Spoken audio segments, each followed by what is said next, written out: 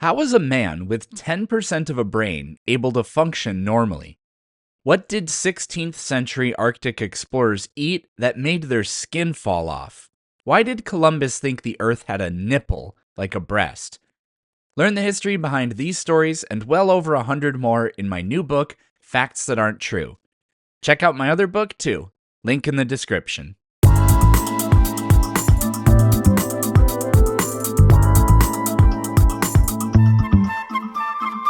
Bible says, God poofed it out of his mouth, said it and it was there, and he made it in 5 days. Well, 5 days to us is 24 hours, but that's our concept of time. We made up a day. Somebody made up a day as 24 hours at some point in life. But let's say a day was 10 million years. So one day he made something from evolution, the basic cells, and it evolved over 10 million years into what it was. And then the second day, the next 10 million years, he made the stars and all that. And then 10 more million years, the third day, he made the plants and all the little organisms and cells. And so then at the time he made man, that's why the world looks as old as it is, but in reality I don't think it's that old. So you think it's many millions of years, but not billions of years old?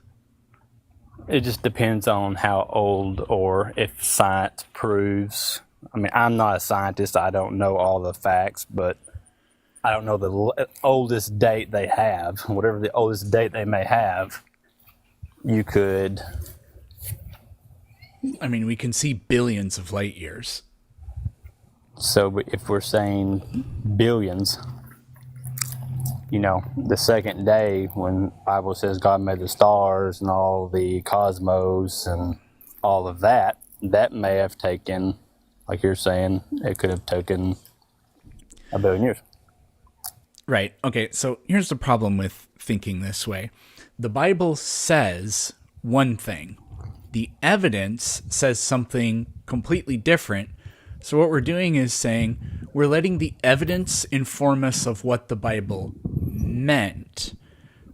When the best explanation is the Bible's just wrong. Or the Bible, some people say the Bible, it's not that it's wrong, it's not even wrong because it's a story, and the story was never meant to be understood as like literal or anything like that. Well, the concept of that whole thing, of that belief of evolution is the sixth day it said that God made a man, and there is no proof. Like if you made a 40-year-old man, because he didn't make a baby, he made a full-grown man. So if he made a man in one day, that one day old man is also 40 years old. So it's hard to understand, like, okay, the dude's one day old, but he's also 40 years old. So he's almost both, right? Would that not be the concept of that? That's what the Bible says. It says he made a man, not a baby. That has nothing to do with what I just said, like at all. But that's the concept of the galaxy being older than it looks. Yeah, God has a dishonest, deceitful creation. I get it. Here's the deal. If all of our measurements that we ever made confirmed that the earth is only as old as the Bible says it is, then that would be great. That would be positive evidence for what the Bible says. Instead, literally not a single piece of evidence even remotely points to earth being as old as the Bible says, life being... But that would be the life the man being come about through miraculous creation or anything like that. So what we're doing is we are changing the way we view God based on the data, which is just, it's so backwards. And yes, I know I'm blue. I can't do anything about it. Sorry. Yeah. But that's what, if you look at like a man, a 40-year-old man, you do evidence on that. If you go and look at him, poke him, prod him, and you say, okay, yeah, the dude's not one day old. But he appeared. Okay, if somebody came up to you, and was 40 years old and told you I was born yesterday, what would you say? That would be crazy. Okay, what if they told you, oh, I was just born looking like this? So you would think that would be crazy. But if Okay, so the Bible is crazy. But if it actually happened, then is it crazy? I'm very upset. Okay, so what evidence do we have that that's what happened? None. What we have to do is we have to take the evidence we have and just say, this is how God did. What you're doing is you're defining your God and the way it works into existence by making the evidence, you're making your God conform to the evidence instead of in any way letting any evidence tell you anything about your God.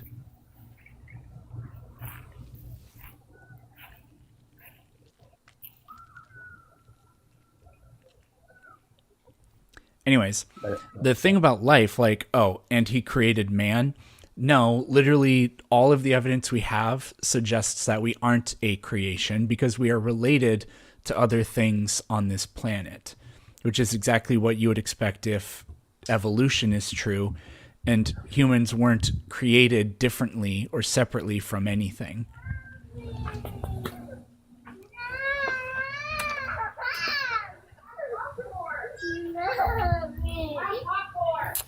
Well, that was just my little thought process of it. Again, I wasn't trying to prove or disprove, but that was just a little bit of what I've learned. And not to say I don't disbelieve in the whole evolution process. Like I said, it could very well be that whole deal, but just our understanding of it is to say that I know exactly how it all happened would be completely ignorant of me to say, because I can't say, oh, we all come from evolution, because where did it all start from, you know? I mean, the cells had to come somewhere. They couldn't just pop up out of nothing. So there has to be something else I don't understand in the evolutionary process. Like, in a way, yeah, sure, that's fine. But if you're going to claim, it's definitely true that evolution and God creating life can both be true, but we only have evidence of one, and so we have no reason to believe the other. But that was my ignorant process, because where would all the evolutionary come from? I mean, it has to start something. So just to say that is true by itself is not a good answer to me. So that almost proves there is something else. Yeah, but it doesn't prove what that something else is. It certainly doesn't. But it leaves room. It certainly doesn't.